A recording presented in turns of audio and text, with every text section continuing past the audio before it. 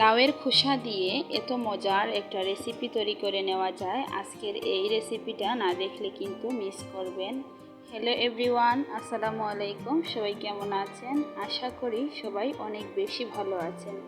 তো আজকে আপনাদের সাথে শেয়ার করব লাউয়ের খোসা ফেলে না দিয়ে খুবই সুস্বাদু একটি রেসিপি। তো আশা করি সবাই পুরো ভিডিওটি দেখবেন, আপনাদের কাছে ভালো লাগবে। এখানে আমি লাউয়ের খোসা নিয়েছি, আর লাউয়ের খোসাগুলো আমি একটু মোটা সাইজ করে কেটে নিয়েছি। এখন আমি লাউয়ের খোসাগুলো সিদ্ধ করে নিব। এর জন্য চুলায় একটি পাতিলে অল্প কিছুটা পানি দিয়ে লাউয়ের খোসাটা সিদ্ধ করে নিলাম। তারপর আমি লাউয়ের খোসাগুলো ব্লেন্ডারে অথবা পাটায় আপনারা পিষে নিতে পারেন। তো আমি ব্লেন্ডারে ব্লেন্ড করে নিয়েছি, আর সাথে কয়েকটা শুকনো মরিচও ব্লেন্ড করে নিয়েছি। ভিডিওর এই পর্যন্ত এসে যারা একটি লাইক দিতে ভুলে গিয়েছেন, প্লিজ একটি লাইক দিয়ে সম্পূর্ণ ভিডিওটি কন্টিনিউ করবেন।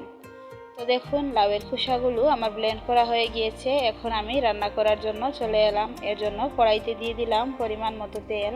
তেলটা গরম হয়ে আসলে আমি এর মধ্যে দিয়ে দিব কিছুটা পরিমাণ রসুন কুচি, দিয়ে দিব পেঁয়াজ কুচি, আর দিয়ে দিব হাফ চা চামচ কালো জিরা। চেষ্টা করবেন এই রান্নাতে কালো জিরাটা ব্যবহার করার জন্য, এতে করে কিন্তু খুবই সুন্দর একটা স্মেল আসে। আর রান্না করার পর কিন্তু এই লাউয়ের খোসাটা খুবই মজা লাগে। এটা অনেকটাই গরুর মগজ রান্না করলে আমরা যেরকম স্বাদ পাই, ঠিক সেই রকমই এই লাউয়ের খোসাটা রান্না করার পরও মনে হবে যে আপনি গরুর মগজ দিয়ে ভাত খাচ্ছেন। মনে হবে না যে আপনি লাউয়ের খোসাটা রান্না করার পর ভাত খাচ্ছেন। তো প্লিজ আপনারা এই রেসিপিটি একবার হলেও বাসায় ট্রাই করবেন, আর আমাকে কমেন্ট করে জানাবেন যে এই রেসিপিটা রান্না করার পর খেতে কেমন ছিল। তো দেখুন, আমি পেঁয়াজ আর রসুনটা কিছুক্ষণ লাল লাল করে ভেজে নিয়েছি, সাথে দুটো শুকনো মরিচও দিয়েছি।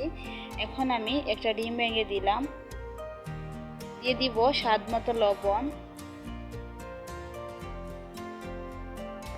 এখন ভালো করে লাল লাল করে ভেজে নিব ডিম আর পেঁয়াজগুলোকে। তারপর দিয়ে দিব হাফ চা চামচ হলুদের গুঁড়া, দিয়ে দিব হাফ চা চামচ মরিচের গুঁড়া, দিয়ে দিব হাফ চা চামচ ধনিয়া গুঁড়া, দিয়ে ভালো করে মশলাটা মিক্স করে নিব।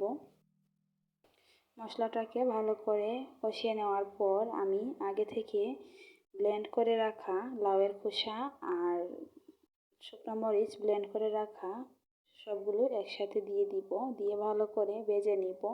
এইভাবে যদি লাউয়ের খোসাটা রান্না করে নেন তাহলে কিন্তু গরম ভাতের সাথে খুবই মজা লাগে খেতে।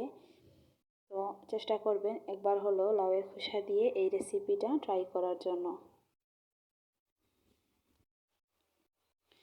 তো এখন আমি অল্প আছে লাউয়ের খোসাটা ভেজে নিচ্ছি। তারপর আমি অন্য পাত্রে ঢেলে নিব। একটা ফ্রাই প্যানে আমি ঢেলে অল্প আঁচে নেড়ে ছেড়ে কিছুক্ষণ রান্না করলেই হয়ে যাবে লাউয়ের খোসার ভর্তা অথবা লাউয়ের খোসার ভাজি, যে যেটাই বলেন না কেন, খেতে কিন্তু ভীষণ মজার হয়। তো এই ছিল আজকের রেসিপি। আশা করি আপনাদের কাছে ভালো লেগেছে। ভালো লেগে থাকলে প্লিজ আমার চ্যানেলটিকে সাবস্ক্রাইব করে পাশে থাকা বেল বাটনটি অলে প্রেস করে রাখবেন। এতে করে আমি নতুন ভিডিও আপলোড করার সাথে সাথেই নোটিফিকেশন আপনাদের কাছে পৌঁছে যাবে। সবাই ভালো থাকবেন, সুস্থ থাকবেন। দেখা হবে পরবর্তী কোনো ভিডিওতে। আল্লাহ হাফেজ।